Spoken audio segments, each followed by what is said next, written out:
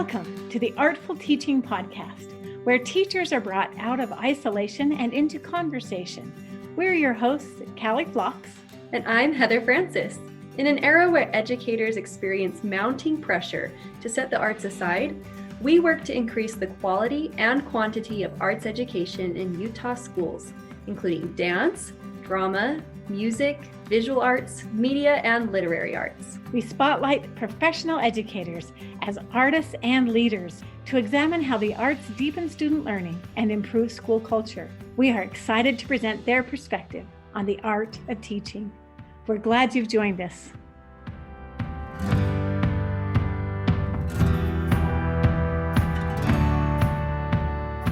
Hi, I'm Callie Phlox with Artful Teaching. On today's episode in our series exploring the teacher's response to COVID-19, we are talking to Christy Nielsen, second grade teacher in Utah County. Christy is a leader in integrating the arts in her classroom, which has been essential during the pandemic. COVID has turned our world upside down and created brand new challenges for teachers. Christy shares some of her solutions and strategies. Welcome, Christy. Thanks for joining us. Thank you. Glad to be here. So will you just describe your classroom? Give us a picture of your day and your classroom. What's your life like? Well, my classroom is completely different from the way it has been. And that was probably one of the biggest challenges of coming back after the shutdown. My district jumped in back full 5 days a week in-person teaching. They did shorten our day by 45 minutes. But it meant that I've been teaching for 18 years now. Certain routines I had to completely rethink and change. Normally in my classroom, I love having my students in collaborative groups where they face each other and they're able to talk to each other and work together. I have beanbags and floor chairs where they can curl up and listen to a good book digitally or just read a book, because I think there's such value in reading in a comfortable, cozy spot, especially to our developing readers. I also have puppets and stuffed animals that they can use to read. They can whisper read to their puppets, or they can have the puppets read to them. Now my desks are in rows, forward facing, with the maximum distance apart to meet COVID regulations. And so my goal then was, how can I make this feel like a classroom of learning, like I always have, a safe and fun place? So even though the bean bags and chairs went out and the stuffed animals and puppets, part of my routines for building class community and a safety net of learning were gone. So I had to rethink, how am I going to make this a comfortable place to be? So I love having the windows, the shades drawn. I'm lucky to have outdoor windows. I really tried to make sure that we have good scent and smells in our room so that the kids don't come to my classroom and automatically think bleach and disinfectant, that they're thinking of a good smell. I like to have good music playing in the background if it's something we're doing where we're more introspective or writing and quiet time. And even though we can't touch and get together for our closing circle at the end of the day, we still get together as a class community with my classroom puppet who's still there. I'm the only one who uses him, and he's kind of like my elf on the shelf. They know he's there, but the magic doesn't happen until I put him on my hand. And once he's there, then he tells us all the amazing things he saw the kids doing, and maybe some things we need to work on a little bit better. But he also asked them to tell him examples of, what did you do that was kind for someone today on the playground? Or what did somebody else do for you that was kind? I'm looking to purposefully point out ways that they notice positivity around them. I just really feel that the emotional need is so great for our children right now that academics comes after that emotional need is met. So what have you added to help them know it's a safe place? What I've tried to do is, I can't bring in physical things into my classroom. I can bring in techniques that I know help kids feel more grounded and safer and resilient after tough things happen. they're coming to school to connect. And they shouldn't come here and be behind a screen all day. So anything I can do to still get them to interact and connect with each other while keeping safe distance and healthy protocols. I've done some fun movement exploration with audience and performer for them, where again, we don't have the space. On any normal year, I had a routine down where we would move the desks out into the hallway, and that was our movement space, and it was great. I don't have that option. I have to also keep track of contact tracing and who's with each other as we're doing activities and things. So again, we're around our desks, but I could still have some be sitting and be the audience while the others are performing in the space around their desk. So we're still understanding that, because that's a big part of respectful education. I don't care who you are, about being able to watch and listen respectfully and applaud for someone's good efforts. So even though we're in this space where I don't have a lot of room to move, we still find ways to move. We still find ways to sing, and we still find ways to create. It just looks different. But I think that's kind of the mantra of every teacher this year. It's going to look different. And witnessing, watching, observing, and describing what we see is a wonderful way to honor each other and build those connections that doesn't require any physical touch, just the respectful observation and watching. This year, my co-teacher has found that great passion in herself of having kids be able to draw and have a sketchbook. So each kid has a sketchbook that they are drawing in every day. And I've created some digital fast finishers for kids who finish early in our class and can log on to their classroom. And the majority of the kids picking these fast finishers are picking directed drawings from YouTube that we select. And their sketchbooks are filled with these directed drawings that they then go back and add color to, and they are so proud of them. And even when I'm doing my read aloud, which normally we'd be on the carpet and we'd gather together for the story, they ask, can we pull out our sketchbooks and draw? And I love that, because there's so much more going on than just listening to a story. What kinds of support have you had to help you get to all of those solutions? What's helped you with your work this year?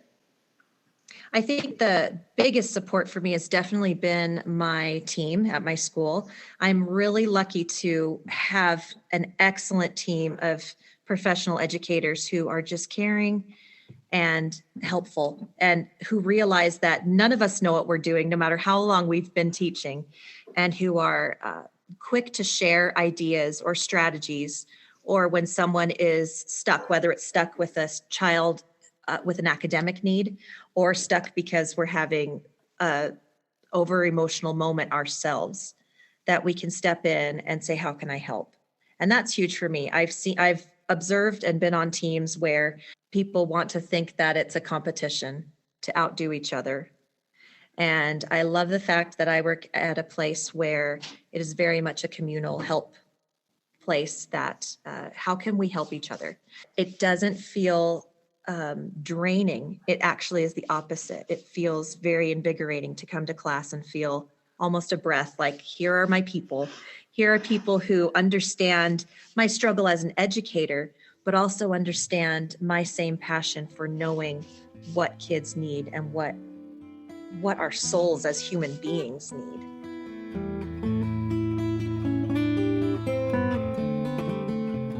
We've watched teachers and listened to them tell their stories of just being in tears.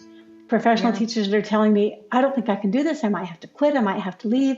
Then a few days later, they have found their stride again, but the roller coaster continues. And I think that's important, that you have someone to listen, and we call it venting. And sometimes people are afraid to vent because they don't want to be labeled a complainer. And I think there's a difference between complaining and that venting of I need emotional support, and I'm throwing it out there in the universe for someone to catch and help me make sense of it. I value the connection that humans are and have to each other. The fact that we can learn so much from each other when we take a step back and connect with empathy and understanding, and less judgment and anger and hostility.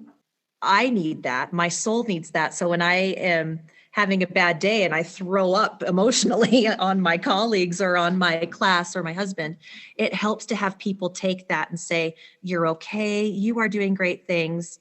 Now get back out there, slugger, and do it again tomorrow. And I need that. And it's not a complaining. I just need someone to help me deal with those feelings. And I think as teachers, if we're doing that for kids too, we're giving them such a great life skill for how to deal with frustration and anxiety and worries, because they all have them. And the wrong thing to do is to turn inward and isolate and deal with things by yourself completely alone, when you could have a safety net of a community that could help you. So what do you do when you are frustrated and anxious and feel alone? What do you do to take care of you? I've really been working on this a lot. Quarantine taught me a lot. I've had chronic pain my whole life that I've struggled with. Since the last 10 months, I've really been focusing on my physical health and how that relates to my mental and emotional health. I mean, we're basically a house plant. We need water and sunlight. On top of that, I've felt a big need to fill my day with positive things. I can't control what's going on, what social unrest or worldwide unrest or injustices are happening. I can't control those, but I can control what I'm hearing coming into my head. So I've made more purposeful decisions to start my day with positive things. I listen to a couple positive, uplifting podcasts while I get ready for my day in the morning, rather than I used to listen to the news. And now I don't want to start my day with news. I would rather start my day with someone who's going to throw the positive energy out, and I'm going to take it and hopefully throw it back at somebody else. So have you had days where you've crumbled to tears like some of the teachers in our classes shared? Yep, I have. And some of it's been for things outside of my job. And some of it has been things inside my job where I felt overwhelmed. We already have a lot of responsibilities on us as teachers for data collecting and assessing and finding out where our students are and what they know. And then we have this giant COVID gap that doubles the learning summer gap that we typically have. And then having to come back and feel like everything I had to do in my classroom that was routine, I had to completely rethink. I had to rethink how we sharpen pencils. How am I going to have the kids sharpen pencils? Checking out books. I mean, I love books in my classroom and I love having them read, but they can't go to the library and just whenever they want to and get a book. And so all these things, like I thought, how am I going to do this? I wrote it down because this actually has become my mantra for my year, that I can't control a lot of things, but what is one thing I can control? And so I find one thing that I have power over right now. I have power to do this in my classroom to change this procedure or to change this routine, or I have power right now to go and take a mindfulness break for myself. And then I have to give myself grace, because I allow everybody else the chance to break down and fall apart. And because of my personality, I'm right there wanting to help them through it. But I don't allow myself that same grace. And I have to give myself grace if that one thing doesn't turn out perfectly, or that one thing doesn't succeed, the way I intended it to. I'm allowed to try again tomorrow. I'm allowed to go to bed and start again tomorrow. What kind of support are you feeling from parents and your principal and administrators? It's good to feel like I am in a community where I teach, where teachers are highly valued. I have many parents saying, you ask for it, I will show up with 12 of it to give to you, because they understand how physically demanding the job is, but also emotionally demanding. I think parents have given teachers a little more grace as well when it comes to their kids learning. Learning is a continuum is always frustrating. It's ups and downs and lows and highs. And if you're traveling in a straight line learning something, you're really not learning anything. And I think a lot of parents saw that when we shut down schools and they had to do learning from home. I think parents knowing that they're a big partner with teachers in the education of their whole child. You can't just send your kid to school and expect the teacher to do all.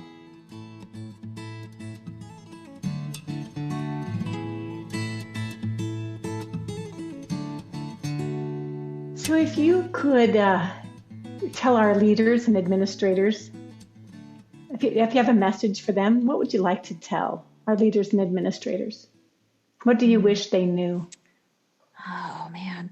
Someone just recently said, I think we're finally figuring out that we've been over testing our children. And I wanted to shake them and be like, well, duh, we've been saying that forever. Because you're now noticing so many of these standardized tests going by the wayside, or saying we can't test kids because we don't have enough data that they learned it correctly.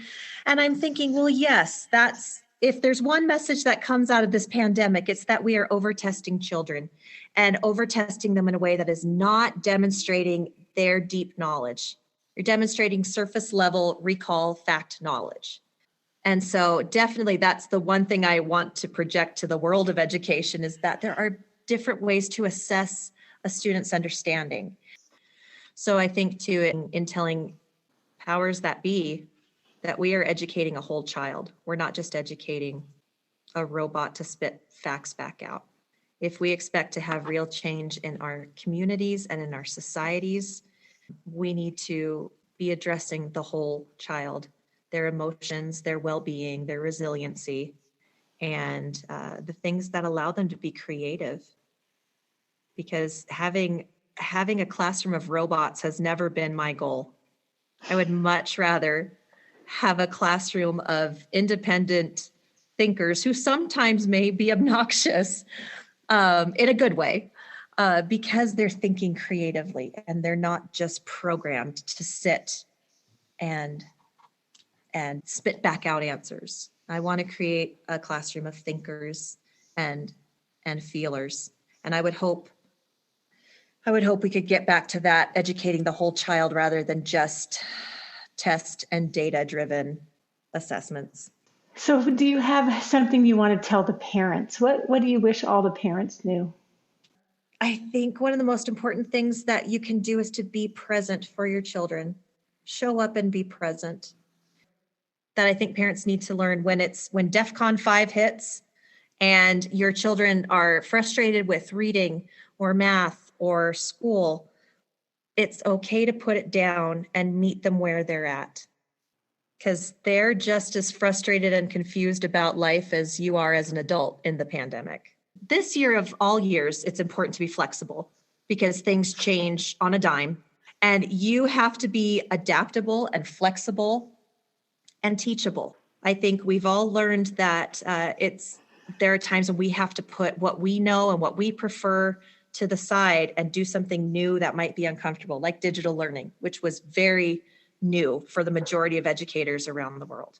In that, though, in getting in that uncomfortable learning moment, we learned, we struggled, we tried, we failed, but we found what worked. And it's not a competition. It's not a race about which teacher gets the highest test scores or which teacher comes out on top. But really, if you are working together to help each other, the community of your entire school can be benefited. So do you have a specific instance you can share with us? My biggest thing of having to learn and be teachable was definitely having to take a grade, as in second graders who are so tangible and hands-on. How can I take the things that normally we have to touch and manipulate and handle and turn it into something digitally that they can be engaged with, but also challenged, and yet not to a frustration, because adding a technology component to anything adds a level of frustration.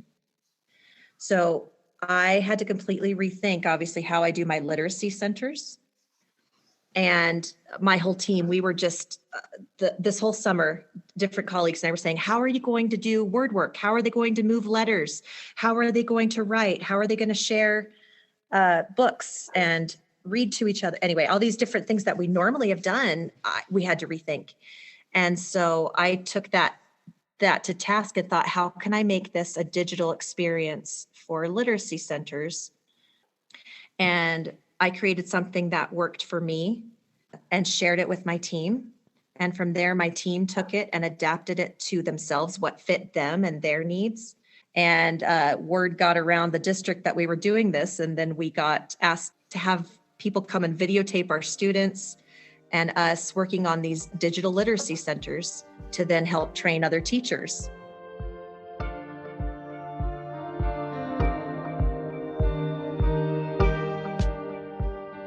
So do you have a funny story or an inspirational moment from your classroom that you want to share? I do remember one year I participate in Opera by Children, which is a professional outreach program that the state of Utah does with the Utah Opera. And they send trained professionals to classrooms to help the teachers and the students create their own opera from beginning to end. They write the entire libretto. They write the story with the characters, problem, solution. We have a music professional come in and help us write the music to the libretto. We design the sets, we audition, we do costumes, and this is entirely their opera. One year it was getting down to performance week, and my kids had been working on this opera, and we were painting sets, and they were getting ready to perform it for the school and then for the parents.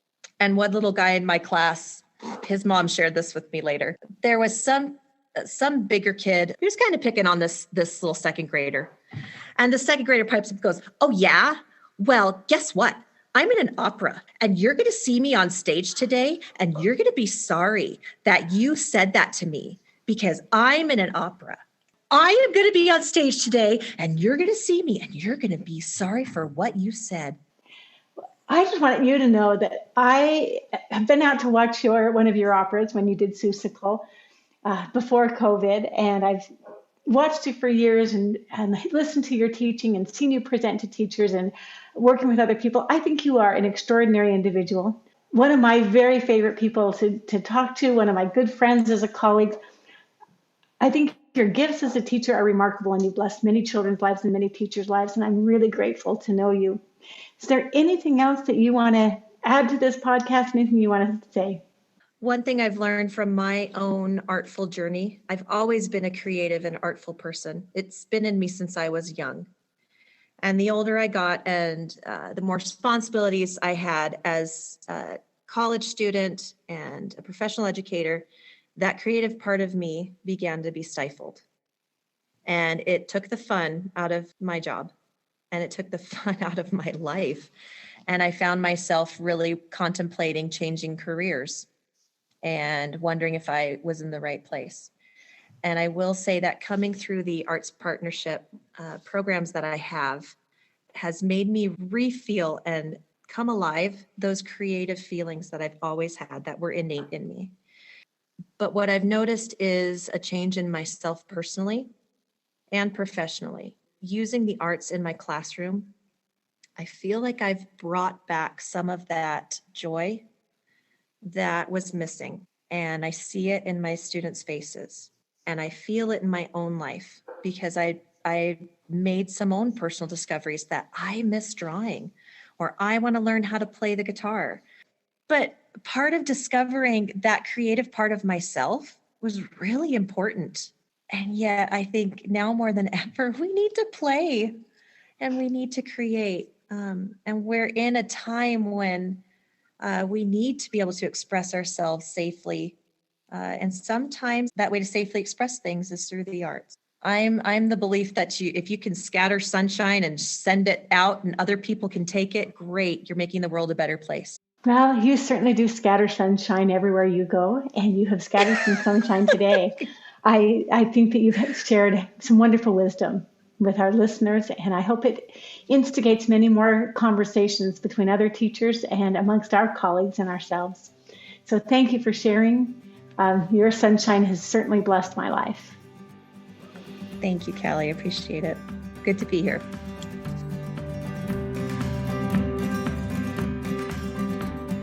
Artful Teaching is made possible by the BYU Arts Partnership in the McKay School of Education. Thanks to Montgomery Media Arts Institute for the production of this podcast, and special thanks to all the teachers who are changing lives while serving in schools. If you like what you heard, please leave us a review. You can find all our episodes at advancingartsleadership.com. I'm Heather Francis. And I'm Callie Phlox, wishing you an artful journey.